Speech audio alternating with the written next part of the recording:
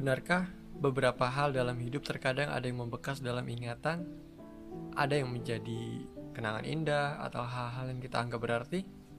Ada juga yang sebaliknya.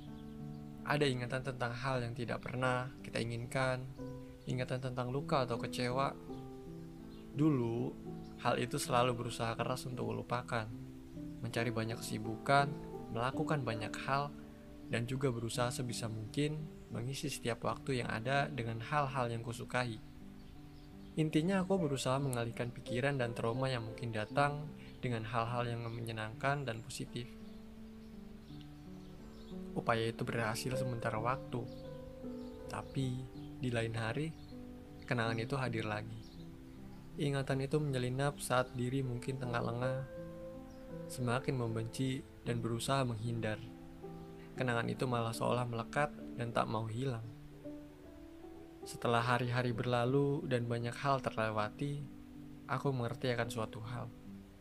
Kejadian yang pernah ada tak semestinya untuk dilupakan. Semua pasti menyimpan hikmah. Kejadian yang pernah kita rasakan pun terdapat kebaikan di dalamnya. Hanya saja yang membuat rumit adalah ketika kita hanya fokus pada yang menyakitkan dan berusaha pergi, meninggalkan ingatan yang hanya mengundang kesedihan. Apa-apa yang terjadi sepatutnya memang diterima, ibarat kumpulan cerita, kisah, atau kejadian yang pernah ada dalam hidup kita merupakan satu bagian yang utuh. Tak ada kisah yang indah saja dalam sebuah cerita. Menerima begitu saja memang tak mudah, perlu waktu dan butuh kesabaran. Tapi, di balik usaha kita menerima dan berusaha untuk rela, nanti ada waktunya kita akan terbiasa.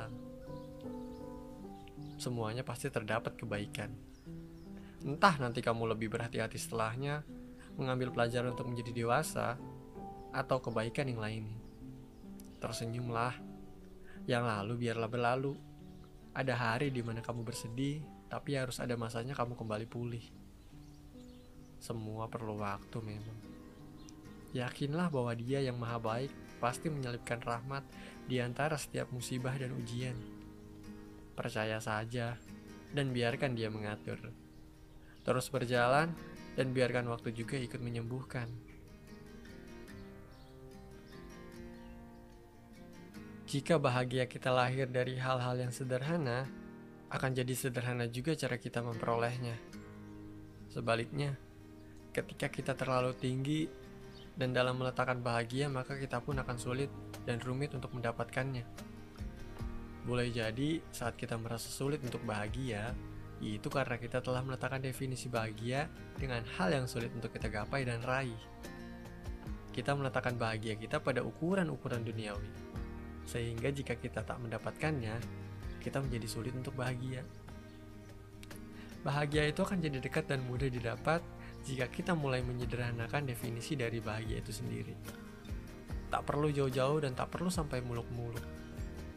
Bersyukur dengan apa yang kita miliki sekarang adalah hal yang paling dekat untuk membuat kita bahagia. Beberapa hal dalam hidup terkadang masih menyisakan tanda tanya. Berusaha rela dan menerima adalah hal yang akan membuat kita lega. Meski harus susah payah, apa yang telah menjadi ketetapan pada akhirnya harus diikhlaskan. Dia pasti telah mengatur yang terbaik. Jangan tambatkan bahagiamu pada hal-hal yang semu, karena cepat atau lambat, ia akan berlalu. Bahagia memang sifatnya sementara, tetapi jika kita mengerti dan tahu cara mendapatkannya, sedih-sedih pun tak akan jadi terlalu lama. Selalu simpan namanya dalam hati, karena hanya dengan dekat dengannya, bahagia yang sesungguhnya dapat kita rasa. Jadi, sesederhana apa bahagiamu?